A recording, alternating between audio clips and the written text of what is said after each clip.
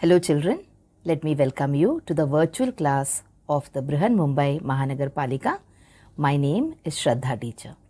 Children, we are in the middle of this COVID-19 pandemic, and because of that we are not able to go to school, but that doesn't mean we are going to stop learning. So we are going to do many lessons which are very interesting from your textbook through the virtual class here. So let us do a lesson in English today. So children, today let us start doing a lesson in standard 7th English, and the name of the lesson is lesson number 4.3, the red-headed league part 1. So if you have your textbooks, you can please open it to page number 86, and there you will see that this lesson is divided into two parts, that is the red-headed league part 1 and the red-headed league part 2. So we will be doing part 1 of this lesson today, and the name of the lesson is Mr. Wilson's Story. Alright, now look at the image which is there here on the screen, and also let me show you one more image. So what do you see here? You can see two people who are trying to find out something. So both of them have got a magnifying glass with them, and they seem to be doing something really very serious, isn't it? So who are these people? These people are people called as detectives. Okay, these detectives, they try to find out solutions to problems, or you can say they try to solve crimes. So you must have seen on TV also series like Crime Patrol, Savdhan India, even though children should not watch much of those, but they are detective series. That is when something wrong happens, when there is a crime which is committed. These people, the detectives, they try to find out who has done the crime. Alright, so today's story is going to be a detective story. Now, have you heard or have you seen detective stories earlier also? Yes, we have. We know of many characters who solve crimes. Okay, and we love many of them also. So come on, let's take a look at some detective characters. So detectives, what all work they do? When there is a murder, when there is a theft, these are the people who study the fingerprints, they study the footprints, and they help the police to arrest the criminal. So take a look at this picture. This is what all the things that these detectives, they do. Now, which are the detective series that we know of, or which are the detective characters that we have grown up watching, or we know and we read books about them? Yes, let's start looking at their names. So we have Chacha Chaudhary, and Chacha Chaudhary is a detective who tries to solve many problems, and he is assisted by his assistant, that is Sabu. Alright, so you must have read comics based on Chacha Chaudhary, and there are cartoon films also based on Chacha Chaudhary on Cartoon Network. You can see series based on Chacha Chaudhary. Okay, so this is a very famous Indian detective who writes about stories for children. Indian detective stories for children, Chacha Chaudhary. What about some other detective stories for children that we have seen or we have read? Let's take a look. So yes, we have all heard and seen and read about Batman. Okay, so Batman had magical powers, and Batman could become like a bat and fly around the sky at night, and he used to take care of all the evil people in the city. Okay, so here we have Batman. Then you must have also read stories or seen movies about Spider-Man. So Spider-Man could also, like a spider, climb up on the walls. Alright, he could fly in the sky, and he also caught hold of many criminals and robbers and thieves.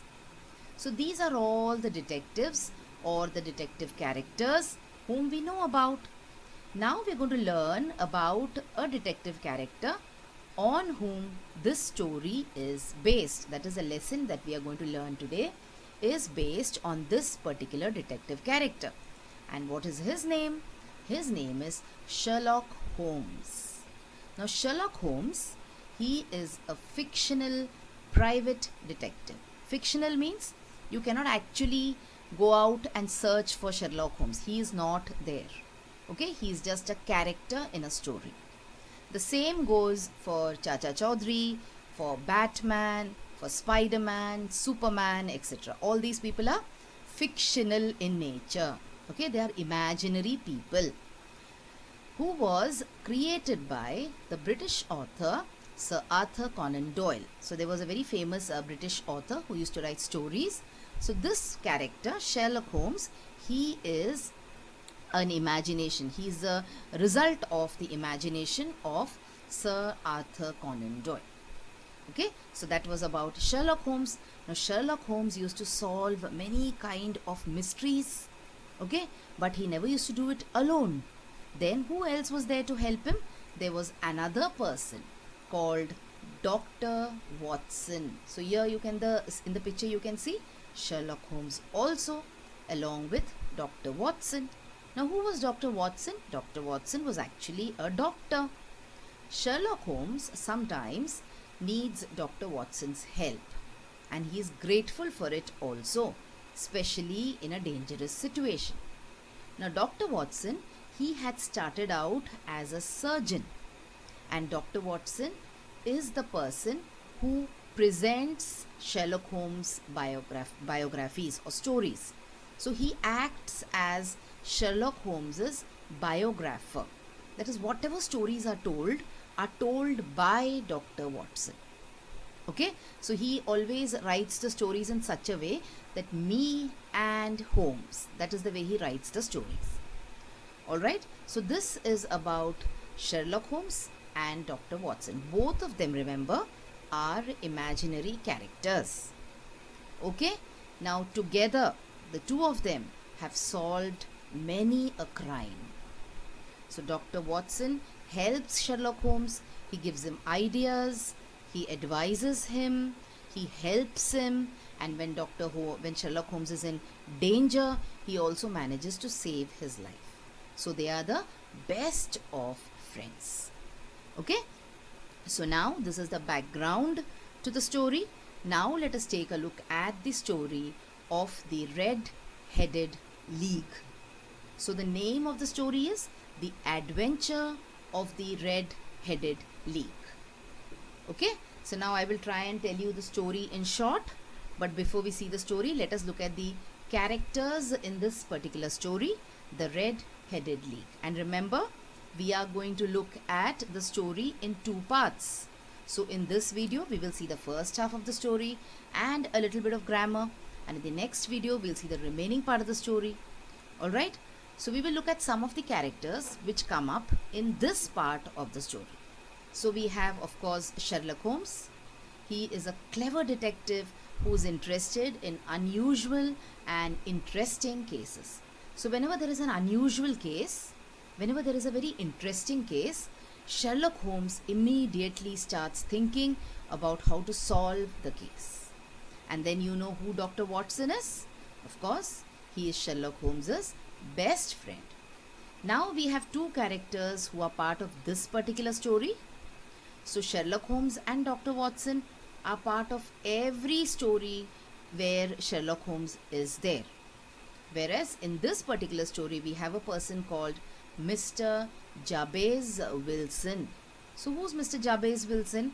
He used to work in a particular company or something, but now he is the owner of a shop in London which is below his house. But then his business nowadays is not very good. Okay, that is, he's struggling in order to maintain his life. And then in this story, you will see there is another character about whom they are talking, that is Vincent Spaulding. So who's Vincent Spaulding? He is a man who works as an assistant in Mr. Wilson's shop. A very important thing about Vincent Spaulding that Mr. Wilson tells Sherlock Holmes is that this person, he is a very he's a person who works very hard, he is very interested in his work, but also at the same time, he is very interested in photography. And he spends a lot of time in the cellar. Now what is a cellar? An underground room where he works to develop these photographs.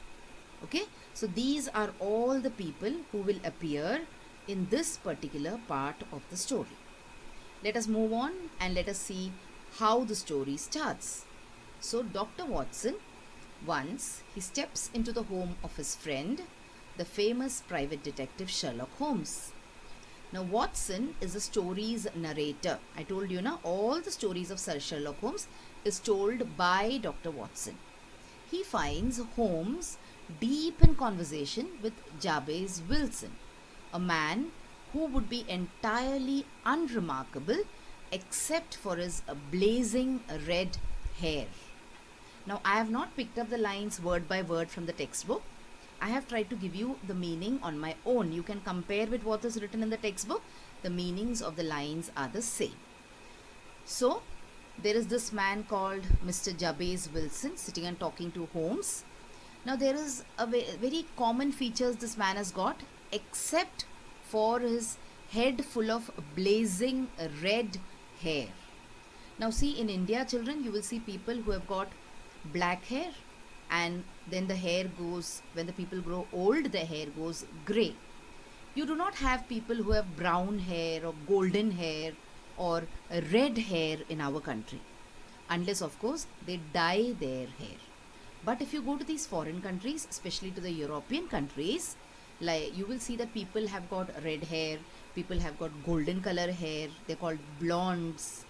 Okay, so this person, Mr. Jabez Wilson, he had red color hair and blazing red. What is the meaning of blazing red? Blazing red means bright red color hair. So now they are talking to each other, and Dr. Watson just walks in, and they're talking about something. So what is this something? Wilson reveals that he is a pawnbroker, that is, he's a small businessman, and he has an assistant named Vincent Spaulding. So this is Vincent Spaulding. He is Mr. Wilson's assistant, or he helps Mr. Wilson in his shop. Now Mr. Wilson further says that Spaulding is a fine worker, although he is interested in photography and often goes alone into the basement of the shop to develop photos. So see, Spaulding is a very good worker, he is a very honest worker and all that, but he is very interested in photography. Here he keeps on clicking photographs, and then he goes into the basement to develop these photographs. Now when we are talking about photos, when we are talking about cameras, let's take a look at the evolution of cameras. That is, the camera which you see in this picture, you might not see it around now. Okay, so let's see what kind of cameras were there in the ancient times or in the times when this story was written.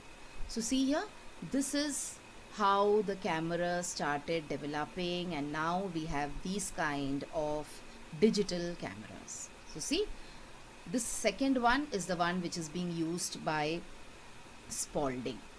So take a proper look, pause the video and take a proper look at the different kind of cameras that were. Okay, and now if you see, today we have such modern cameras which gives you instant pictures. Instant. So here you click a picture and there you get a print of the picture. See, look here. See, he's clicking a photo and he's getting the copy of the photo in his hand. So these are all instant cameras which are used in today's times. What about the ancient times? I just showed you. Okay. Anyways, this is not part of our story. This is just general knowledge for you. Let us take a look at what happened further in the story. So Spaulding drew Wilson's attention to an advertisement in a paper for the opening in the League of Red-Headed Men. So league means a group or an association or a gathering, okay, of red-headed men. Red-headed men means men with red hair. So there was some kind of advertisement in the newspaper about red-headed men, and Spaulding bought this newspaper and he showed it to Mr. Wilson. Now Mr. Wilson has bought the same newspaper to show to Holmes and Dr. Watson. So Dr. Watson also read the article in the newspaper. Okay, now in the newspaper it was said that there is a vacancy for a member of the league. and the salary is £4 a week for nominal services. So £4 is a big amount in those times. Nominal means very easy work. Red-headed men may apply in person. In person means they have to come personally. They cannot send someone, they cannot send an application. On Monday at 11 o'clock to Duncan Ross at the office of the League, 7 Fleet Street. So there is a person going to be called as Duncan Ross, who's going to be conducting the interviews for these red-headed men. So what happens? Mr. Wilson is very excited. Why? Because this person Spalding tells him that the League is a foundation which has been established by an eccentric. Eccentric means a person who's very, you can say, bindas, or someone who's a little bit mad, and wealthy American, to promote the interests of red-headed men by paying them to perform small tasks. So he said this association is a very good one, and it is started by a, you can say, Sanki paise wala American who pays a lot to only red-headed people. And then Mr. Wilson starts getting greedy because he's already in need of money. Okay, so in this way Spalding convinces Mr. Wilson to go to that particular place and to meet Ross in order to get the job. And so on the appointed day, that is on Monday, these people, they go there, and after fighting through a crowd of red-headed men waiting outside, Spalding and Wilson made their way to the manager, another red-headed man by the name of Duncan Ross, who promptly hired Dr. Wilson. So you can see here all the red-headed men, because it was an advertisement only for red-headed men, isn't it? So, but these people, they fought through the crowd, they pushed the people apart, and they went inside and they met this person called Duncan Ross. Now Duncan Ross himself was a red-headed man, and he was a representative of the red-headed League. And now, in spite of all the rush over there, Mr. Wilson immediately wanted to go back because he thought that he's not going to get the job. But it was Spalding who convinced him that no, you have to try. And surprisingly, Mr. Wilson got the job. And the League paid Wilson to copy pages of the Encyclopedia Britannica. Now the Encyclopedia Britannica is kind of a dictionary, okay, where you get all information about a particular word. You can see pictures also, you can see sentences also, which you cannot see in an ordinary dictionary. Forbidding him from leaving the office for any reason during his 4-hour shift. So he said, you will be working here for 4 hours every day, and during these 4 hours you cannot go anywhere, and I am going to pay you £4 a week, and the work is very easy. He has to just copy the pages of the Encyclopedia Britannica. So there is no brain work involved, there is no physical labor involved. You have to just sit and keep on copying. So this was the work, and Mr. Wilson was very happy because the money was very good, okay, and the work was very light. So Mr. Wilson accepted the work and he began his work. So Wilson says that he worked for the League for 8 weeks and was paid handsomely for his efforts. So he got £4 every week, and he was very happy because the work was also was not very heavy. So Mr. Wilson was happy and everything was going on fine. Until one day, what happened was, when he came in the morning, Wilson arrived at the offices to find that the Red-Headed League had been dissolved and Duncan Ross was nowhere to be found. Okay, so the Red-Headed League, suddenly one fine day, the office is shut and there is a big lock on the office, and there is a note which says that the Red-Headed League is finished suddenly. That is the reason that Mr. Wilson comes running to Sherlock Holmes. Now when Mr. Wilson went immediately to Sherlock Holmes, hoping that Holmes would help him find out whether he had been the victim of a practical joke. So this, children, was a story of the Red-Headed League part 1. So like I told you all, now we will go to the grammar part of the lesson, and we will look at which grammar point we are going to cover in this particular lesson today. So we will talk about modal auxiliaries. So now I will show you the paragraph from your textbook. We will take a look at the paragraph and then we will try and understand what are modal auxiliaries.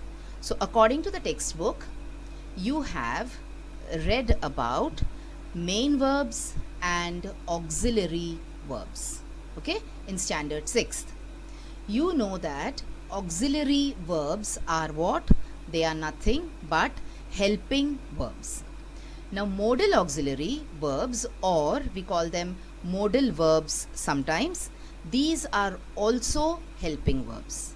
But then what is the difference between a modal auxiliary and an auxiliary verb?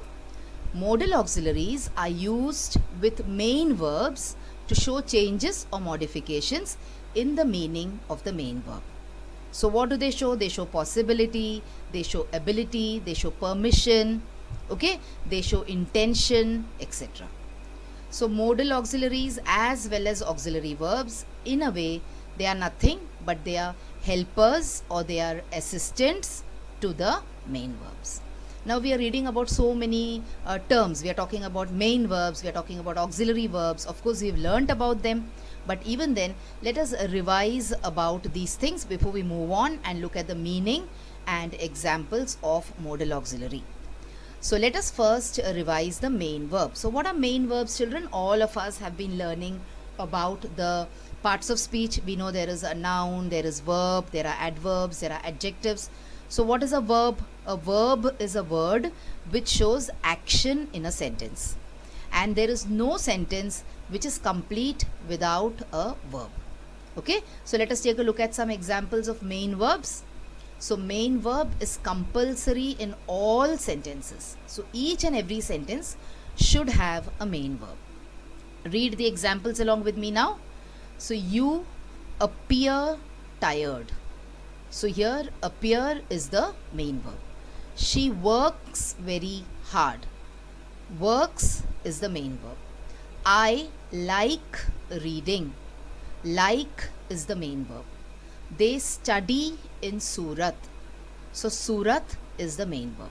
And I'm sure you know about the other words also. You know that you is a pronoun. Surat is a proper noun. Alright. So we are not going to focus on that. We are just going to look at the main verb. So what are main verbs? They are the words in the sentence which indicate the action. And no sentence is complete without the main verb. The main verb is compulsory in all the sentences. Let us go on and let us look at the auxiliary verb, or let us revise the auxiliary verb. So let us take some example sentences. I am sorry for what I have done. He is a great all-round player. You are never too old to learn. He was elected by a unanimous vote. The children were playing with a ball. So see, these are words. Am, is, are, was, were.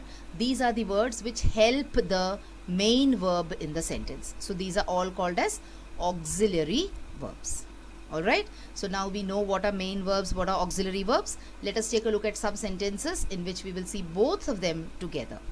So remember, a helping verb is not compulsory in a sentence. Main verb is compulsory and a helping verb is not compulsory in a sentence. So some of these examples sentences will make you understand or will enable you to understand the meaning of the main verb and auxiliary verb together. So see, she is leaving. So is and leaving, both of them are verbs, but leaving is the main verb and is the auxiliary verb. Alright, look at the next sentence. I have finished my work. So have is one verb, finished is the other one. But finished is the main verb and have is the auxiliary verb. So can you imagine a sentence without the word leaving and without the word finished? The sentence will be incomplete. Alright, the sentence will not have any meaning or sense. But if you drop is and have from here, the meaning of the sentence is complete, though it is grammatically wrong. Alright, so this is an example where we have the main verb and the auxiliary verb in a sentence on the same page. So this is a kind of a revision that we have done for what we have learned in standard 6. Now we will move on and see what are modal auxiliary verbs or the modal verbs that we are going to talk about today. So a modal verb is a type of auxiliary verb that is used to indicate modality. Now modality means different kind of conditions. So likelihood, ability, permission, possibility, all these things are indicated by the use of modal verbs. So what do modal verbs actually do? They do nothing, but they just lend a little bit more sense or meaning to the main verb. Look at this example here. Two of my friends can play guitar. So two of my friends can means what? Now can here is showing the ability of the friends to play guitar. Okay? So this was about modal verbs. Now when I will show you many examples, like we always do in our grammar lessons, we always look at a number of examples so the idea gets clear. See, these are all the words which come under the modal verb category. And remember, it is modal, M-O-D-A-L, and not model. Alright? So look at the words, read them. You can pause the video here and read all these words. So will, would, should, could, may, can, shall, must, might, all these words are the modal verbs. Now we will look at the uses of many of these modal words, not all but many. So once again, auxiliary verbs can be divided into primary auxiliary verbs and modals. Okay, today we are looking at the modals. So the primary auxiliary verbs are the be verbs, that is am, is, was, are and were. Then you have the do verb, that is does, do, did. And you have the have verb, that is has, have, had. So these are the auxiliary verbs. And then you have the modal auxiliary verbs, can, could, may, might, shall, should, will, would, must, etc. So if you pause the video here and take a proper look at this particular image, you will understand what is the difference between auxiliaries and modals. Alright, both of them are part of verbs only. They are types of verbs only, but they are not the main verbs.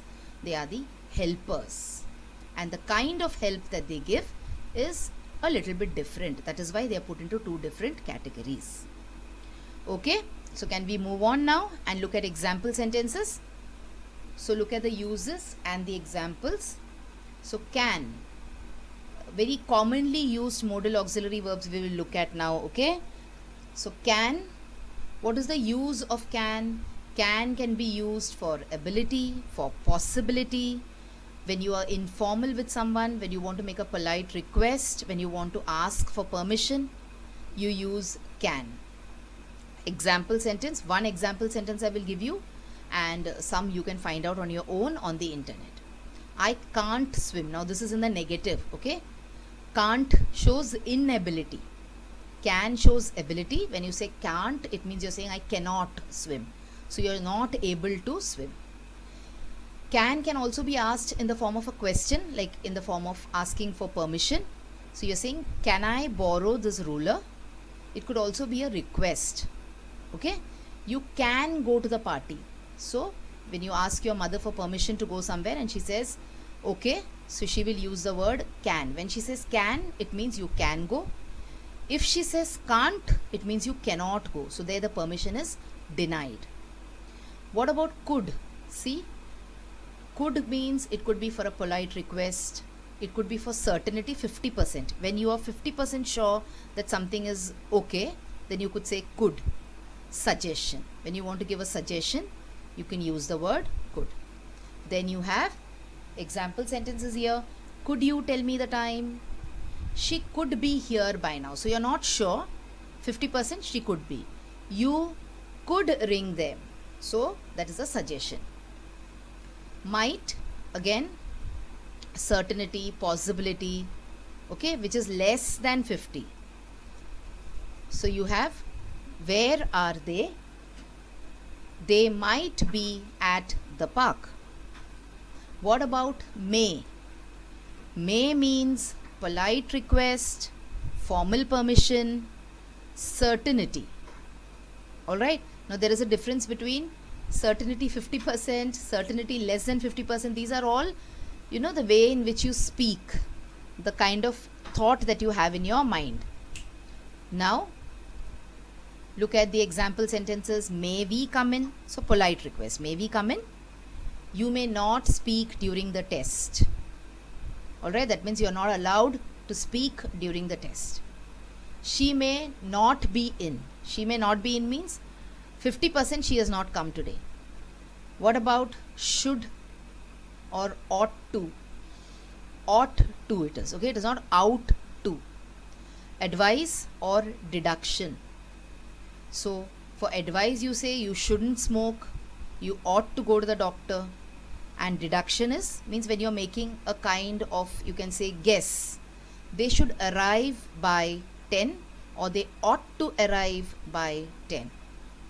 Must means when it is an obligation, when you are prohibiting someone, when you are telling someone you must not do this, or when there is a strong certainty. See here, for obligation, I must do my tax returns, that is, I must pay my income tax on time.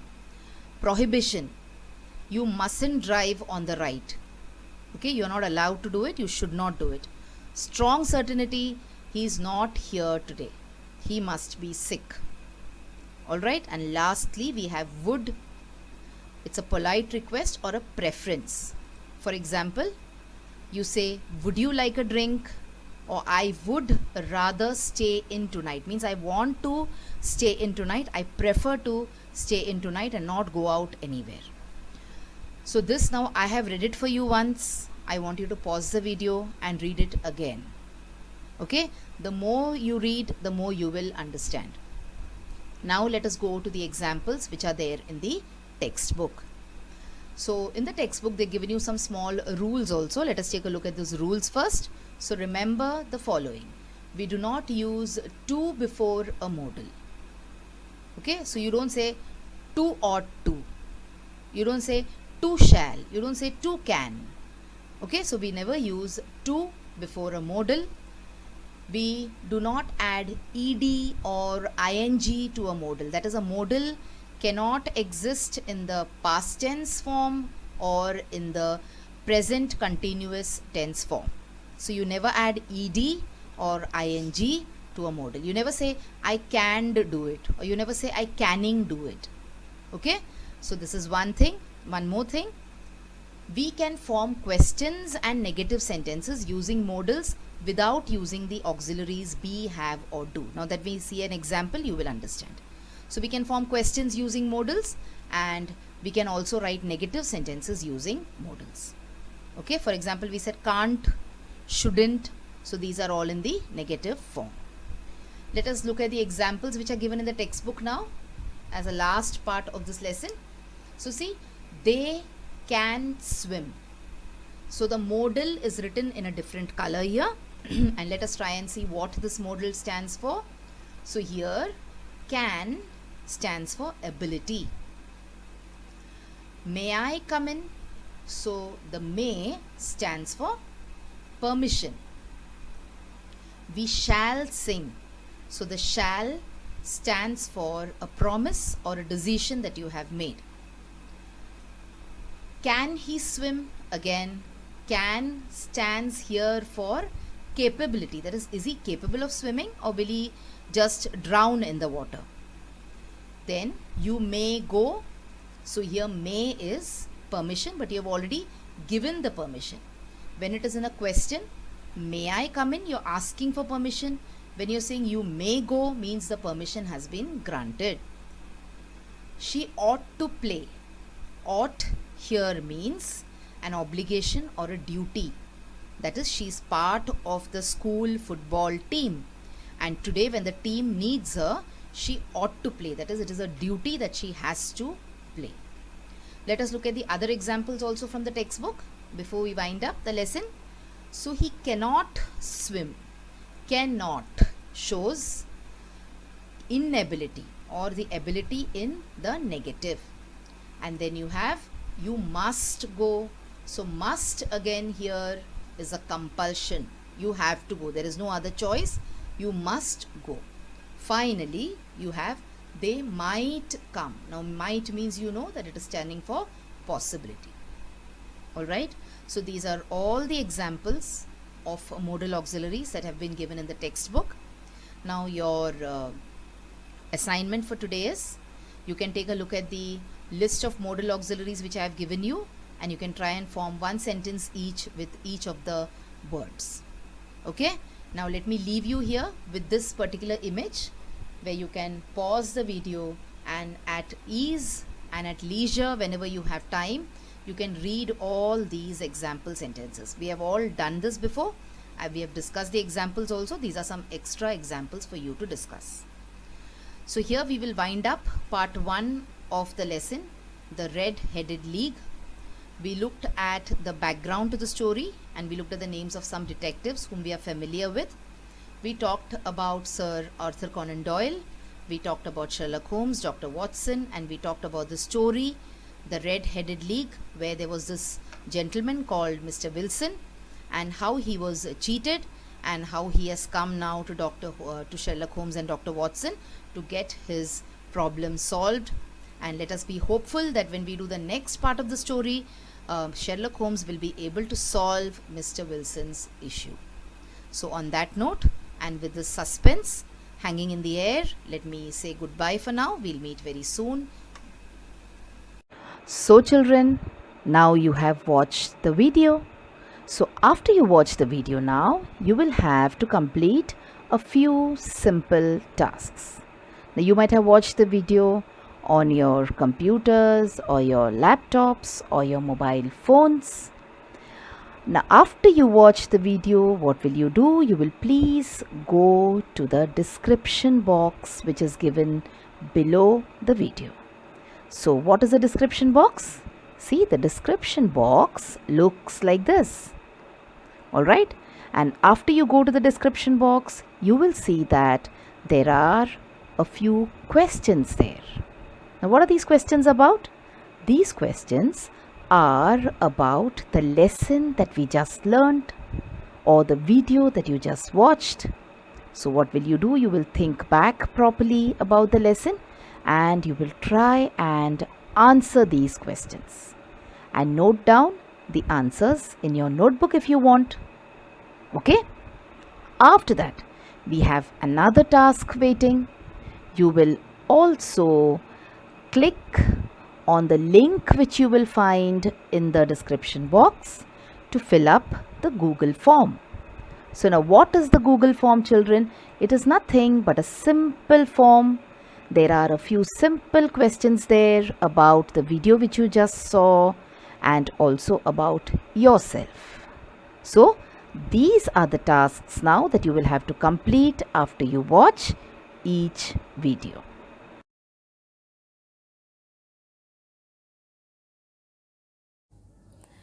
So children, wasn't that a very interesting lesson? I'm sure you learned a lot of new things in this lesson. If you have liked this video, please hit the like button and also subscribe to my video so that you will get to see all the videos which I keep posting regularly.